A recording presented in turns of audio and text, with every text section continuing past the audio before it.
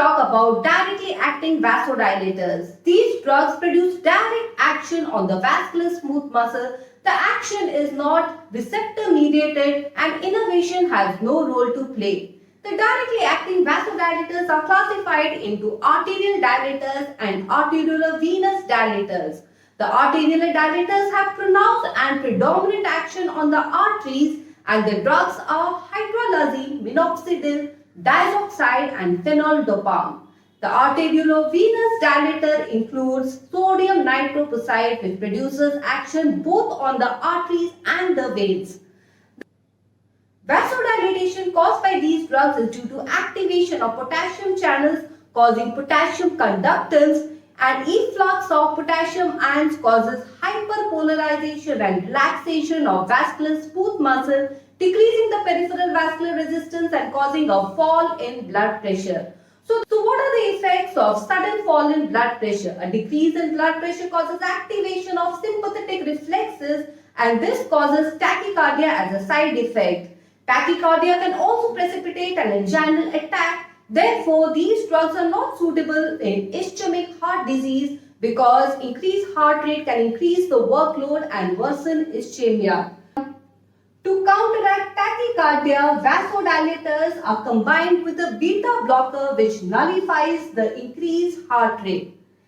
The sympathetic activation can increase the cardiac output, and this can counteract the fall in blood pressure. Therefore, these drugs are not preferred for long-term therapy because the antihypertensive effect gets hampered because of sympathetic reflexes and neuroendocrine reflexes. Thirdly, sympathetic activation can cause increased renin secretion, hyperreninemia, and because of increased renin secretion, there is stimulation of aldosterone, which increases the sodium and water retention, and therefore fluid retention is a common side effect of these drugs. Combination with a diuretic causes increased excretion of sodium and water, and this helps to counterbalance the fluid retention that is caused by vasodilators. Therefore, the vasodilators are not used as sole therapy or monotherapy. They are usually combined with a beta blocker or a diuretic, which helps to counteract the side effects of vasodilators. Some of the other side effects that are related to vasodilatation are headache, nasal congestion, and nausea. To counteract these side effects and to improve the safety profile, the combination of a vasodilator with a diuretic or a beta blocker, and also these drugs are not meant for long-term therapy. They are used for short-term control of blood pressure. Common features of arterial vasodilators are direct action on the blood vessels causing fall in blood pressure, tachycardia as a result of sympathetic reflexes, other side effects as a result of vasodilatory action such as headache, nasal congestion, nausea. To counteract these side effects, these drugs are combined with a diuretic or a beta blocker, and also these drugs are not meant for long-term therapy. They are used for short-term control of blood pressure. So now let's see what are the characteristic features of these drugs such as hydralazine, minoxidil, diazoxide, Fenoldopam.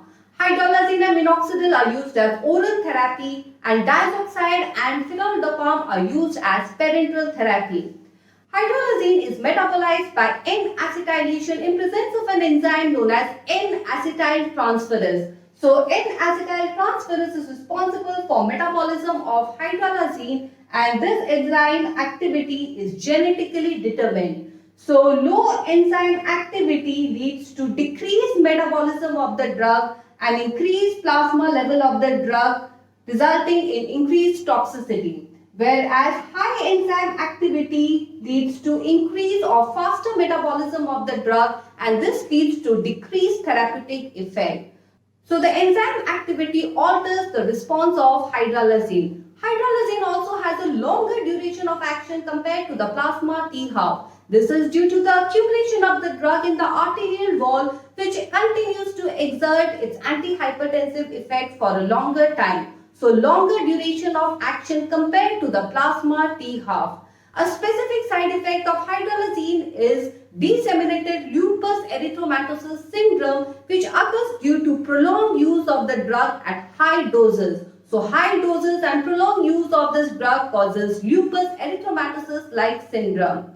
Next, we move on to minoxidil. Minoxidil, in terms of metabolism, gets converted to minoxidil sulfate, which is an active metabolite. So, an active drug is converted into an active metabolite, and this prolongs the duration of action of the drug. So, minoxidil, like hydralazine, has a longer duration of action compared to the plasma T-half.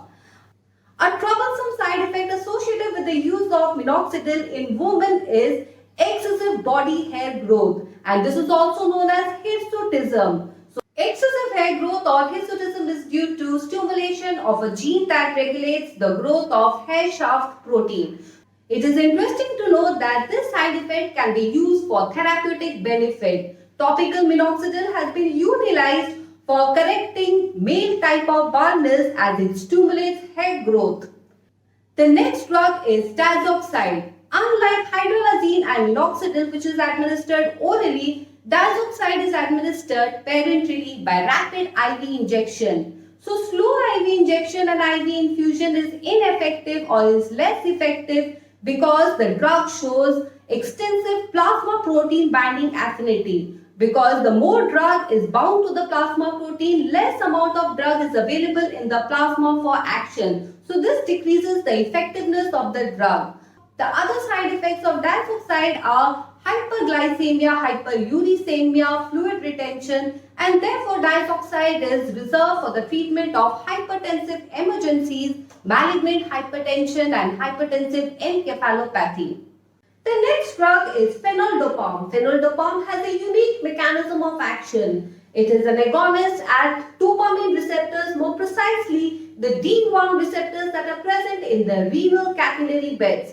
Stimulation of D1 receptors of the renal blood vessels causes dilatation of renal blood vessels, increasing the renal blood flow, the urinary output increases, creatinine clearance increases, and the sodium excretion increases. Therefore, Fenoldopam is the drug of choice for the management of hypertensive emergencies with renal impairment. In terms of pharmacokinetics, Fenoldopam has a rapid onset of action and a very short T-half of 5 minutes. Therefore, it is available as IV infusion and is useful for the short-term management of hypertensive emergencies. In terms of side effects and precautions, Fenoldopam is known to increase the intraocular pressure. Therefore, it is avoided in glaucoma, which is characterized by increased intraocular pressure. Secondly, Fenoldopam is also reported to cause hypokalemia. Therefore, serum electrolyte monitoring is necessary prior to and during therapy.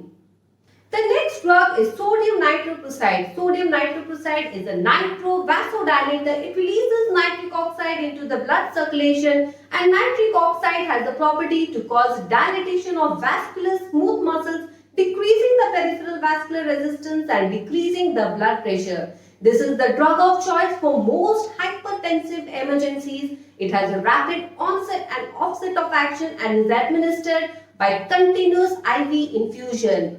It decreases the blood pressure rapidly, the action is terminated rapidly on discontinuation, and it is readily titrable. However, at high doses or therapy for more than 48 to 72 hours can significantly affect the cardiac output and can lead to hypotension. Therefore, the patient must be closely monitored to avoid any exaggerated hypotensive response.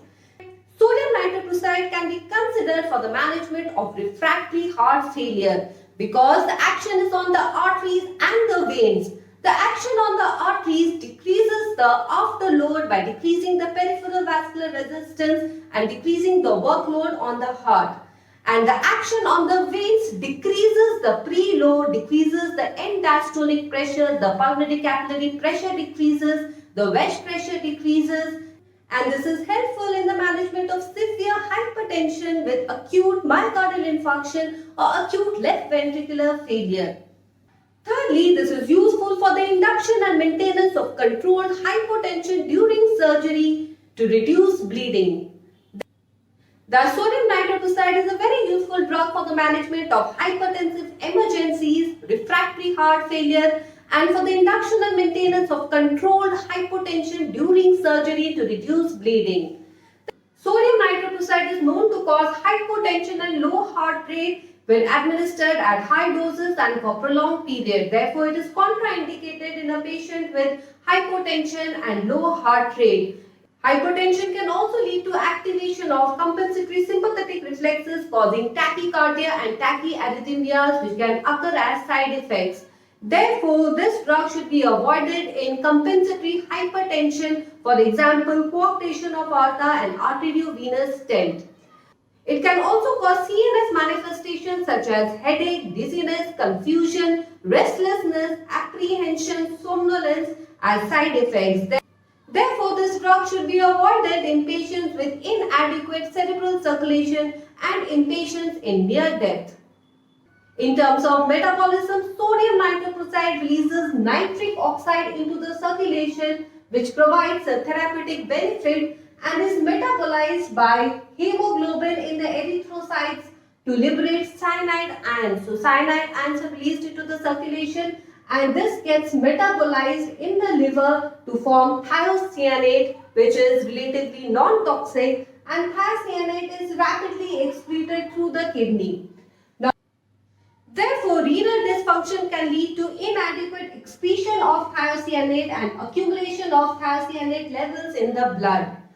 And the liver disease can lead to inadequate conversion of cyanide to thiocyanate, and this leads to accumulation of cyanide ions in the blood leading to cyanide toxicity. So cyanide toxicity can occur because of liver disease and thiocyanate toxicity can occur because of kidney dysfunction. Therefore, this drug should be avoided in liver disease and kidney disease.